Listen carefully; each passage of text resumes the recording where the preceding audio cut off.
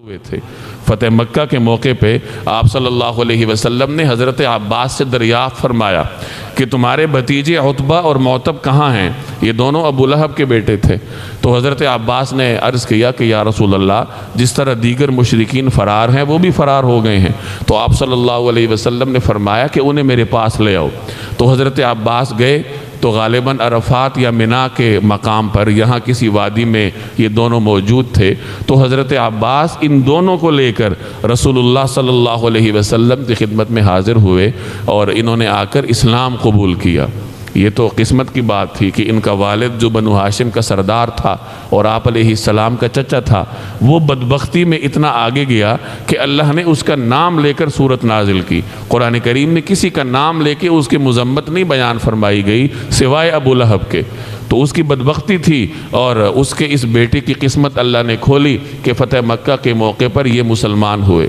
یاد رہے کہ یہ وہی ابو لہب کے بیٹے ہیں جنہوں نے حضور علیہ السلام کے روبرو آ کے آپ کی صاحبزادی کو طلاق دی تھی۔ اور یہ ایک باپ کے لیے کتنا تکلیف دہ موقع ہوتا ہے کہ وہ ایسے شخص کا سامنا کرے جس نے اس کی بیٹی کو اس کے منہ پہ آ کے طلاق دی ہو۔ لیکن دین کے معاملے میں اللہ جل جلالہ نے نبی کریم صلی اللہ علیہ وسلم کا قلب اطہر اتنا نرم بنایا تھا کہ اپنے ہر قسم کے دشمن کو آپ نے معاف فرمایا، یہاں تک کہ عتبہ بن ابی لہب کو نہ صرف معاف فرمایا بلکہ خود اس کو بلایا۔ اور سیرت نگار لکھتے ہیں کہ جب یہ دونوں مسلمان ہوئے تو آپ صلی اللہ علیہ وسلم اتنے مسرور ہوئے کہ آپ نے اعلان فرمایا کہ یہ دونوں میں نے اللہ سے مانگے تھے اور اللہ نے مجھے عطا فرمائے۔ چنانچہ یہ پھر اسلام پر ثابت قدم رہے۔ غزوہ حنین میں بھی نبی کریم صلی اللہ علیہ وسلم کے شانہ بشانہ یہ دونوں بھائی شریک تھے۔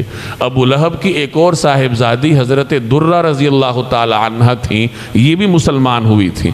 یہ اپنے بھائیوں سے پہلے مسلمان ہوئی تھیں اور انہوں نے ہجرت بھی کی تھی۔ ان کے بارے میں آتا ہے کہ جب یہ ہجرت کر کے مدینہ منورہ تشریف لے گئیں تو ان کے پاس کچھ خواتین نے سورہ لہب کا ذکر کیا اور ان کے والد کی نسبت سے ان کو عار دلائی۔ انہوں نے رسول اللہ صلی اللہ علیہ وسلم کی خدمت میں حاضر ہو کر شکایت کی کہ لوگ اس طریقے سے مجھے عار دلا رہے۔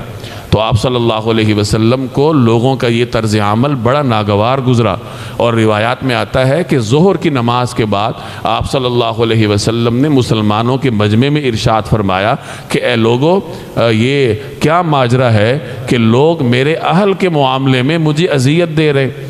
اور آگے آپ نے ارشاد فرمایا کہ ان شفاعتی لتنال قرابتی، کہ قسم ہے اللہ تعالیٰ کی کہ میرے اہل خانہ کو قیامت کے دن میری شفاعت نصیب ہوگی۔ تو اللہ نے ان کو یہ مقام دیا ہے تو تم لوگ ان کو اذیت کیوں دیتے ہو؟